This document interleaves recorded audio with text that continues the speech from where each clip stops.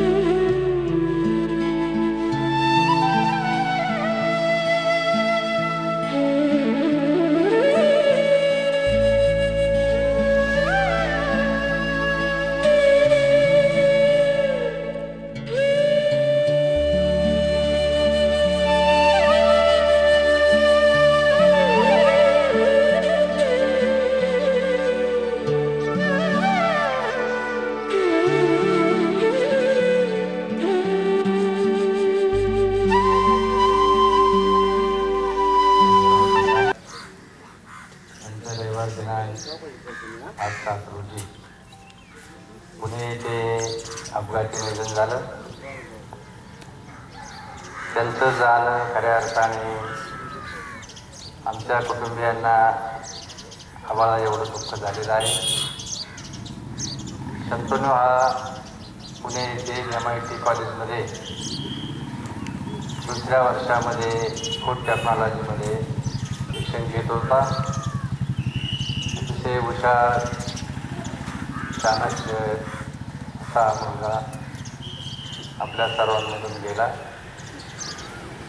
प्रथम वर्षामध्ये त्याला 72% मार्क मिळाले आणि प्रत्येक विषयामध्ये त्याचं प्रावीण्य होतं। अनेक पारितोषिके शंतनूला मिळाली। खरं म्हणजे त्या ठिकाणी बोलत असताना काय बोलावं हा प्रश्न माझ्यापुढे आहे। अतिशय मोठं दुःख शरद, गीतांजली, दृष्टी, मारुतराव, अनुसया, श्रीकांत, त्यांच्या सर्व परिवार, त्यांचे सर्व बंधू पुतणे, आमच्या परिवारातील सर्व घटक, सर्व नातेवाईक गेले 9 दिवसापासून अनेक नातेवाईक, अनेक आप्तेष्ट हे सांत्वन करण्यासाठी येत होते आणि 8-9 दिवसाची परिस्थिती मी पाहिली की शेकडोना लोक ते शरद आणि आमच्या परिवाराला भेटायला येत होते, आमच्या दुःखाचं सांत्वन करत होते। खरं म्हणजे खूप मोठे ऋण हे आमच्या परिवारावर झालेले आहे। शंतनू हा एकुलता एक मुलगा। शरदनी सर्व अपेक्षा त्याच्या पूर्ण करत असे। पुण्याला शिकत असताना दररोज सातत्याने फोनवर मुलाची काळजी घेणं, त्याच्या कॉलेजमध्ये जाणं, त्याच्याविषयी चौकशी करणं, असा शंतनू जाणं हे आम्हाला एवढं दुःख झालेलं आहे। परंतु नियतीपुढे फार कोणाचं चालत नाही। शेवटी नशीब आहे हे मानावंच लागतं। विज्ञान तंत्रज्ञान युगामध्ये आपण किती पुढे गेलेलो असलो तरी ह्या गोष्टी शेवटी मानाव्या लागतात। अशा घटना झाल्यानंतर ते खऱ्या अर्थाने हे आपल्याला मान्य करावं लागतं। कुटुंबातला घटक गेला, आपल्या कुटुंबातील अनेक माणसं ही जातात। शेवटी जन्म आणि मृत्यू हा अटळ आहे।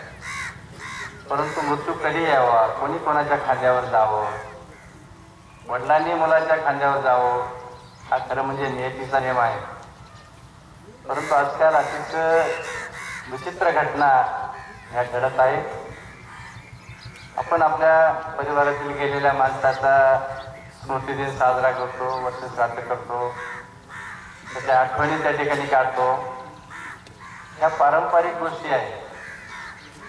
त्या गोष्टी करत असताना नातेवाईक येतात, जवळचे सर्व आपले संबंधित माणसं येत असतात आणि आपण आपले आई वडील असतील, कुटुंबातील घटक असतील, त्यांचं वर्ष श्राद्ध करत असतो। परंतु त्याच्या आठवणी कायमची स्मरणी राहतात। त्यासाठी शरद आणि परिवाराने एक असा निर्णय घेतला की प्रथम वर्षे, द्वितीय वर्षे पुण्यस्मरण, तृतीय वर्षे आणि पुढे पुढे काळ त्या गोष्टी विसरायला लागतो आणि आपण विसरत असतो. हा निसर्ग नियम आहे. परंतु शरदने आणि आम्ही सर्वांनी बसून एक निर्णय घेतला की शंतनूच्या नावाने एक चॅरिटी ट्रस्ट स्थापन करायची. त्या ट्रस्टमधून त्याच्या पुण्यस्मरणाच्या दिवशी, त्याच्या पुण्यतिथीच्या दिवशी समाजामध्ये लोकांच्या हितासाठी काही करता येईल का? शेवटी समाज हा प्रमुख घटक असतो आणि म्हणून आपलं योगदान, आपली कर्तव्य आहे की आपण आपल्या स्वतःसाठी जगत असताना दुसऱ्यासाठी सुद्धा जगलं पाहिजे. समाजातली गोरगरीब माणसं असतील, गरिबांची मुलं असतील, मुली असतील, शिक्षणापासून आर्थिक परिस्थितीमुळे जे वंचित राहत असतील, तर त्यासाठी आपल्याला काही करता येईल का? आणि आम्ही सर्वांनी निर्णय घेतला की शंतनूच्या नावाने एक चॅरिटेबल ट्रस्ट स्थापन करायची. त्यामध्ये 25 लाख रुपये हे डिपॉझिट करायचे आणि त्या डिपॉझिटचं जे व्याज मिळेल त्या व्याजामधून एक तालुका कार्यक्षेत्र आपण प्रथम करतोय.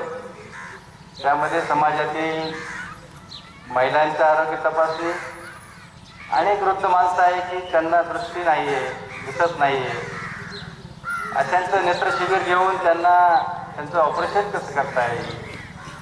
आपण पाहतो की समाजामध्ये माणसं ही गुडघे जर्जर झाली, कंबर दुखतं, पाठ दुखतं, महिलांचे सुद्धा फार मोठे आजार त्याच्यामध्ये आहेत. अनेक माणसं आपण पाहतो की एक पाय वळत चालतात. ही सर्व जे आजार आहेत त्याचं काही निदान करता येईल का? त्यामुळे तर काही सहकार्य करता येईल का? माझ्यासाठी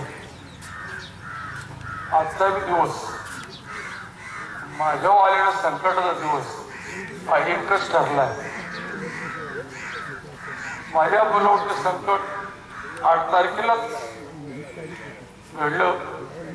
हे मी तिकडे मी श्रद्धांजली करत असताना 8 तारखेला हा निरोप आला. अत्यंत वाईटातलं वाईट तो सहन करण्याची शक्ती त्या कुटुंबाला देऊ. माझ्या आलेली पाळी मी सहन करतोय ते मला माहिती. एक जवान जर माणूस शिकला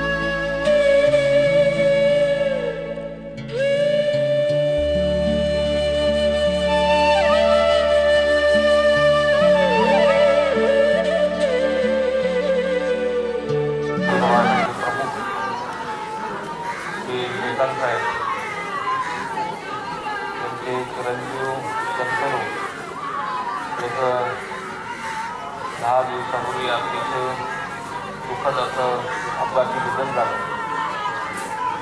आज त्यांच्या राष्ट्रीय विधीसाठी आपण सर्वजण या ठिकाणी जमलोय. अतिशय दुर्दैवी अशी ही घटना घडलेली आहे. त्यांची शंतनू हा एक अतिशय हुशार मुलगा होता. खूप चांगल्या पद्धतीने तो पुण्यामध्ये अतिशय नावाजलेल्या अशा MIT शिक्षण संस्थेमध्ये शिक्षण घेत होता आणि नुकतंच पहिल्या वर्षाचं शिक्षण पूर्ण करून अतिशय चांगल्या मार्गाने तो पास झाला होता आणि दुसऱ्या वर्षात त्या ठिकाणी गेला होता आणि सगळं त्यांच्या संपूर्ण कुटुंबावरती हा कोसळलेला आहे आणि एक त्यांच्या जीवनामध्ये कधी भरून न येणारी पोकळी निर्माण त्यांच्या जीवनामध्ये झालेली आहे. हे आपल्या सर्वांच्या वतीने,